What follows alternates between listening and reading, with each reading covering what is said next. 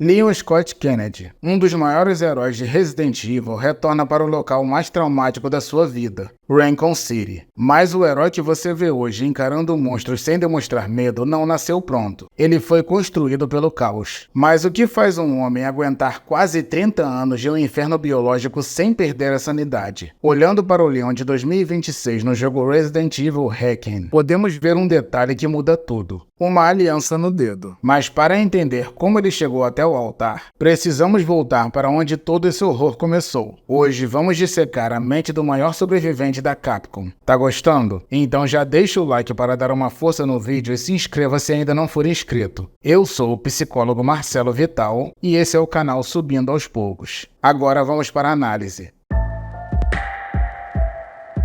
A construção de Leon Scott Kennedy.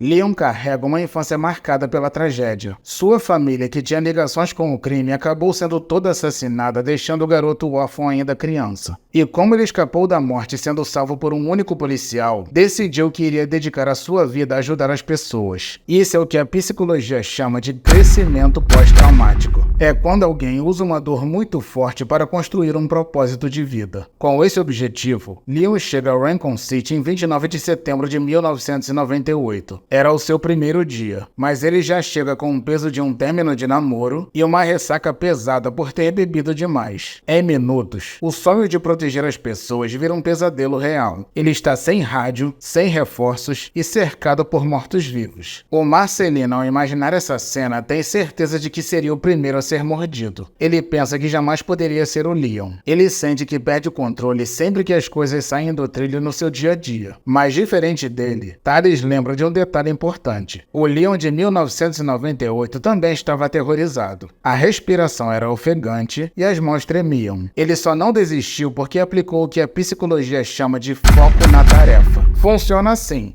Em vez de entrar em choque pensando que a cidade inteira virou um banquete de zumbis, Leon simplesmente ignorou a situação como um todo e concentrou toda a energia apenas na ação imediata. Ele não pensava na morte, ele pensava em como carregar o pente, qual era a próxima porta ou se aquele corredor era seguro. Ao reduzir o problema para os próximos 5 segundos, ele impediu que o medo sobrecarregasse o seu sistema nervoso. Para a psicologia, o Leon não venceu o medo, ele simplesmente organizou para que ele parasse de ser um obstáculo e virasse combustível. Foi assim que o recruta, que deveria ter morrido na primeira esquina, se tornou o único homem capaz de cruzar o inferno de Raccoon City. A psicologia do propósito.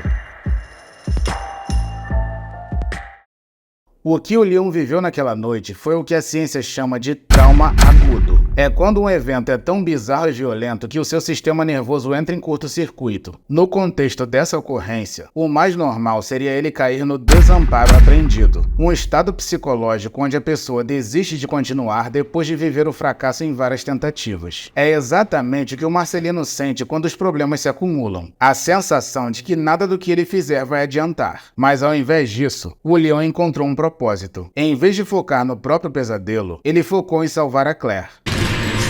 Get down! Não atira! Se abaixa!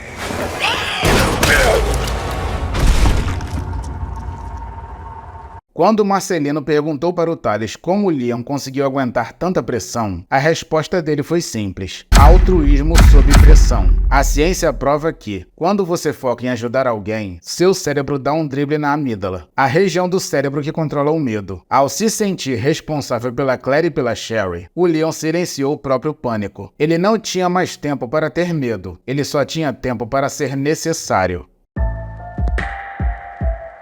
O contrato de sangue e o fim de Raccoon City. Conforme a madrugada de 30 de setembro avançava, o rastro de destruição deixado pelo Leon era o reflexo de uma mente levada ao limite. Ele não apenas sobreviveu ao caos, ele foi caçado. O Thales destaca o terror psicológico da perseguição implacável do Mr. X. Aquele som seco de botas pesadas ecoando nos corredores da delegacia não era apenas um perigo físico, era o símbolo de uma força imparável que não sente dor, não cansa e não desiste. Para o Leon, cada porta aberta era um teste de nervos. Uma lição brutal de que, naquele novo mundo, a esperança era um luxo perigoso. Foi nesse cenário de horror que ele teve de encarar o sacrifício do Tenente Marvin Branagh. Ver o seu superior, o homem que lhe deu o dever de sobreviver, sucumbir ao vírus e ser o responsável por dar o descanso final a ele, foi o momento em que a inocência do policial novato morreu. Eu não vou te decepcionar, Marvin. Mas nada abalou tanto seu psicológico quanto Ada Wong. Ela surgiu como um enigma em meio ao sangue. Uma mulher que desafiava todas as regras que o Leon conhecia. O Tales explica que a relação com a Ada foi o nascimento da ambivalência emocional. Na psicologia, isso acontece quando seu cérebro te bombardeia com sentimentos opostos ao mesmo tempo. O Leon sentia uma atração magnética e um desejo de proteger a Ada, mas ao mesmo tempo seu instinto de policial gritava que ela não era quem dizia ser. É um estado de amar e desconfiar que gera um estresse mental absurdo. Quando ele a vê despencar num abismo do laboratório, essa ambivalência vira um trauma aberto. Ele não perde apenas uma parceira, ele perde a fé na simplicidade do certo contra o errado. Se cuida, Leon.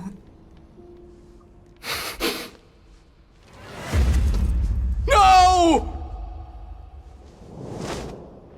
O Leon sai daquele laboratório carregando a culpa corrosiva de não ter conseguido salvar a mulher que, mesmo mentindo, foi a única que fez o coração dele bater forte em meio aos mortos. Ele sai com um vazio de um amor que, para ele, nasceu e morreu no inferno.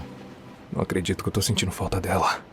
Ao conseguir fugir com a Claire e a Sherry levando em sua mente o corpo de Marvin e a lembrança dolorosa da Ada, o Marcelino sente aquele alívio de missão cumprida. Para ele, depois de atravessar esse suplício, o prêmio do Leon deveria ser o silêncio e o anonimato longe de qualquer pesadelo biológico. Mas o mundo real foi mais frio. Assim que pisaram fora da zona de perigo, Leon e a pequena Sherry foram detidos pelo exército. O Leon sabia demais. Ele tinha provas contra a Umbrella e contra a própria negligência do governo. Ele era um risco. O Marcelino, vendo essa injustiça, provavelmente se sentiria traído e se fecharia em revolta. No entanto, o Tales observa o nascimento de um novo Leon nesse momento. O governo deu um ultimato. Ou ele se tornava um agente especial, ou a Sherry seria usada como cobaia de laboratório. Leon aceitou o contrato de sangue. Ele entregou sua liberdade para garantir a segurança de uma criança que ele mal conhecia. Aqui podemos identificar o sentimento de dever. É um traço de personalidade caracterizado pela diligência do cumprimento de obrigações. No caso do Leon, ele não saiu de Raccoon City querendo esquecer tudo. Ele saiu com um peso de que, se ele tinha as habilidades que o fez sobreviver onde todos morreram, ele não tinha o direito de se esconder. O trauma não o quebrou, ele o transformou em um vigilante. Foi esse pacto que o empurrou para o treinamento de elite, onde o policial novato seria finalmente reconstruído como uma arma do Estado.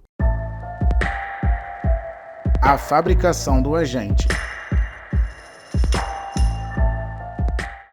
O governo americano percebeu que o Leon tinha algo muito valioso fora do comum. Resiliência adaptativa. Na psicologia, isso significa que ele não apenas aguentou o tranco, mas foi capaz de usar o trauma para se ajustar e ficar ainda mais forte diante de novas ameaças. É como se o sistema dele tivesse sofrido um ataque, mas em vez de quebrar, ele atualizou o software para nunca mais ser pego de surpresa. Dessa forma, os federais decidiram transformar o policial novato em uma arma. Por isso, entre 1998 e 2002, ele passou por um processo de exposição gradativa. Ao invés do governo colocá-lo em outra situação extrema, eles o colocaram diante de perigos controlados, nível por nível, aumentando a dificuldade aos poucos. Esse método serve para treinar o cérebro a não entrar em pânico. Com a repetição, o que antes causaria um choque no sistema nervoso vira apenas mais um problema técnico para resolver. O Leon foi exposto ao medo tantas vezes que o seu cérebro parou de gritar e começou a calcular. Ele trocou o susto pela técnica, mas o teste de fogo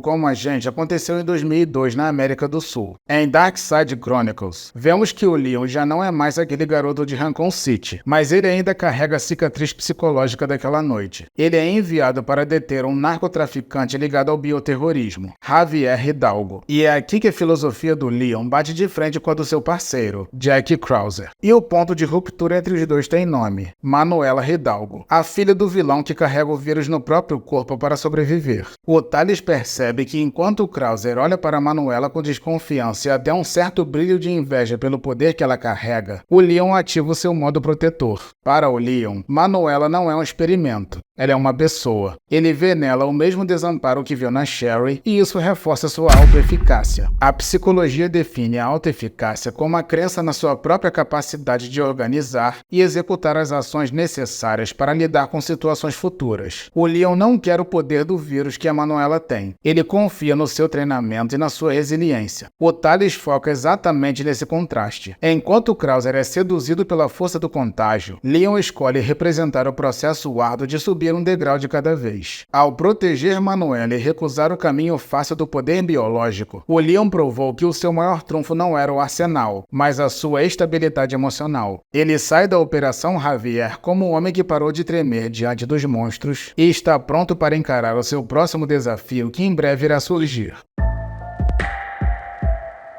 O Agente Perfeito.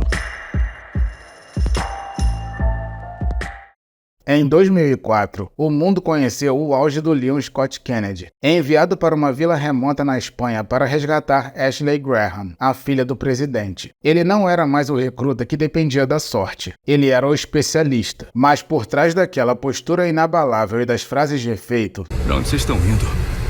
Pro bingo? Leon estava realizando um malabarismo mental que poucos suportariam. O Marcelino, ao olhar para esse Leon, se sente diminuído, pois não tem como se comparar com um cara que faz piadas enquanto um monstro tenta esmagar a cabeça dele. Mas enquanto o Marcelino se sente inferior, o Tales intervém para mostrar que a realidade é uma panela de pressão. Leon não estava apenas lutando, ele estava exercendo o que a psicologia chama de liderança sob crise extrema. Esse termo técnico descreve a habilidade de um indivíduo em manter a tomada de decisão racional enquanto absorve e neutraliza o pânico daqueles ao seu redor. No caso do Leon, ele precisou domar a Ashley. Na liderança sob crise, o líder não pode apenas dar ordens. Ele precisa estabelecer uma âncora de segurança. É uma técnica utilizada na terapia cognitivo-comportamental para criar um gatilho mental ou físico que permite acessar estados emocionais positivos, com calma, confiança e alívio da ansiedade em momentos de estresse. Ao se manter calmo, ou fingir que está, Leon sinaliza para o cérebro da Ashley que existe um caminho de saída. Seu pai confia em mim. Tem que confiar em mim também. E fazer tudo o que eu disser. Vou te levar pra casa a salvo. Ele transformou o pânico paralisante dela em colaboração ativa, ensinando-a que, para sobreviver, ela precisava trocar o choro pela execução de tarefas simples. Não brinca. Tudo bem, tô te cobrindo. Aí, confia em mim. Ele não foi apenas o guarda-costas dela. Ele foi a estrutura psíquica que impediu que ela desmoronasse. Tudo bem ter medo, viu? Mas não dá pra fugir. Você tem que seguir em frente. A gente vai superar. Juntos. Eu não sei se eu consigo. Consegue. Leon. Valeu. Enquanto isso, Leon lidava com uma ameaça intrusiva e silenciosa, a infecção pelo parasita Las Plagas. Ele sentiu o organismo estranho tentando dominar seu sistema nervoso, mas precisava aplicar um gerenciamento de estresse. É uma abordagem estratégica para controlar reações físicas, emocionais e mentais diante dos desafios. Ele tinha que salvar a garota e encontrar uma cura para ambos antes que o tempo acabasse, agindo como pilar de fora enquanto morria por dentro. E para complicar ainda mais esse tabuleiro, surge Ada Wong. Pode parar por aí, Leon. A mulher que o Leon acreditava ter morrido em Raccoon City reaparece trabalhando nas sombras. Bom, depois de 6 anos, essa é uma bela saudação. Ada. A presença da Ada gera no Leon o que a psicologia chama de dissonância cognitiva. Esse fenômeno ocorre quando uma pessoa mantém duas crenças, ideias ou valores contraditórios ao mesmo tempo, gerando um confronto mental severo. O Leon quer acreditar que a Ada é a mulher que o ajudou a sobreviver no passado, mas os fatos mostram que ela é uma espiã manipuladora a serviço de um vilão. Trabalhando pra quem dessa vez? Ah, Leon. Você sabe que eu não saio contando.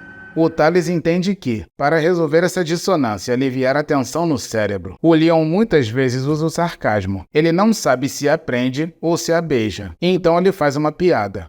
Ada a enciclopédia. Ah, então você não é tão desalmada. Acho que eu devia ficar grato. Ele tenta ignorar a contradição para conseguir focar na missão. O Marcelino provavelmente se perderia nessa confusão emocional e travaria, mas o Leon usa essa tensão como um motor para se manter alerta, mesmo sabendo que está sendo usado como um peão em um jogo muito maior. Você mudou, Ada? Ou tá tentando me usar de novo? O que você acha? Pois ele sabe que a Ada é uma peça em uma conspiração global que ele ainda não compreende totalmente. A carona chegou. Você vem? Acho que a gente sabe muito bem. É aqui que a gente se separa. Entendi.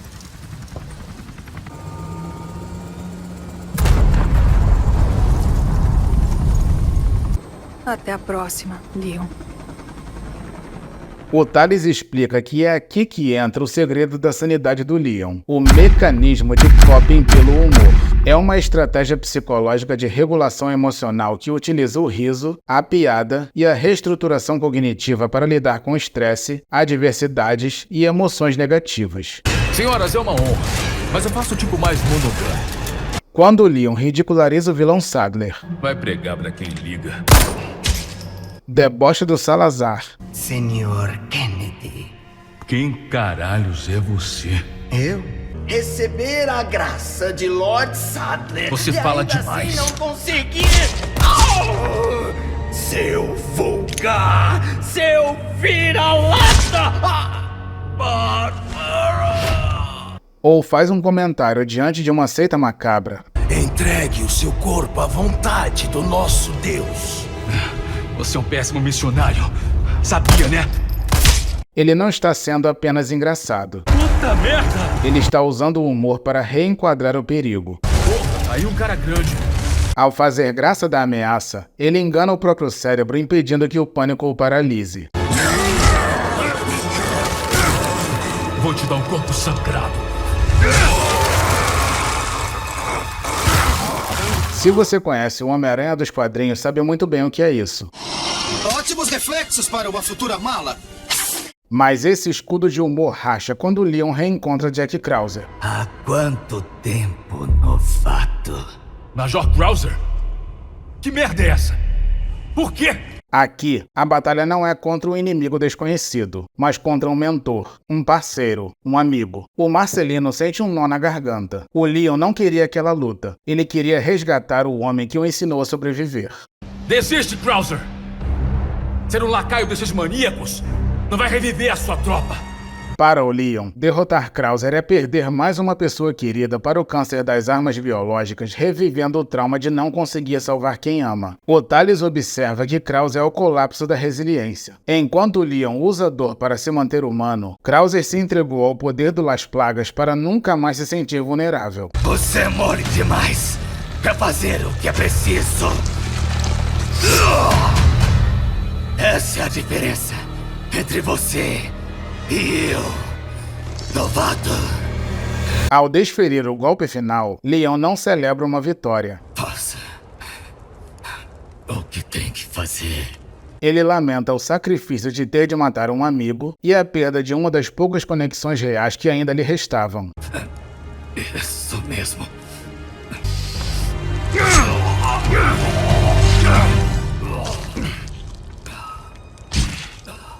Eu te treinei bem. Leon. O Resident Evil 4 nos ensina que a verdadeira maestria não é a ausência de medo, mas a capacidade de manter o foco, a ética e até um sorriso no rosto enquanto você resolve uma conspiração internacional, lida com uma paixão perigosa e luta contra um vírus no corpo. Na Espanha, Leon não venceu por ser um super-homem, mas por ser o homem que melhor dominou a própria mente. No fim das contas, Leon e Ashley conseguem o impossível, removem os parasitas, derrotam Sadler e escapam da ilha em chamas. Curte adrenalina? Adoro! Então vai amar isso.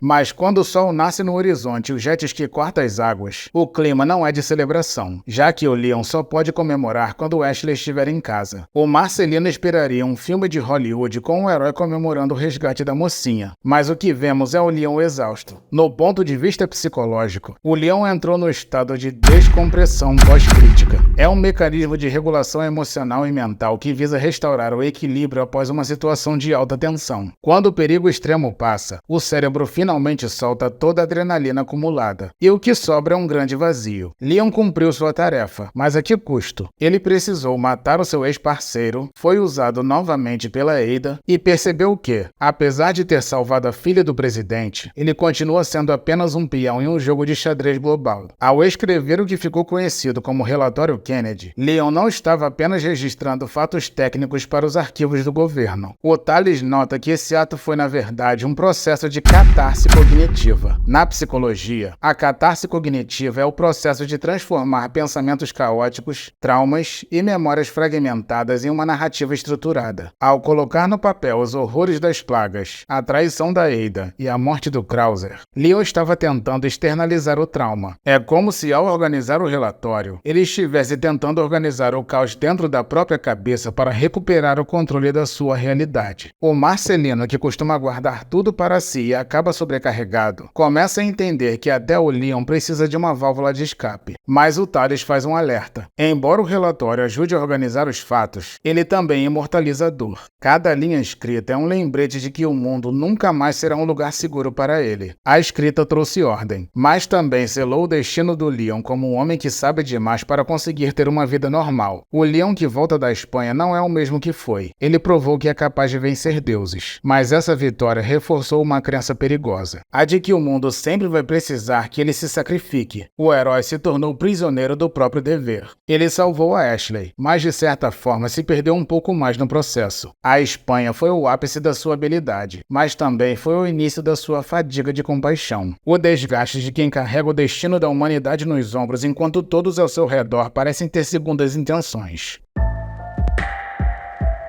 Depois de Resident Evil 4.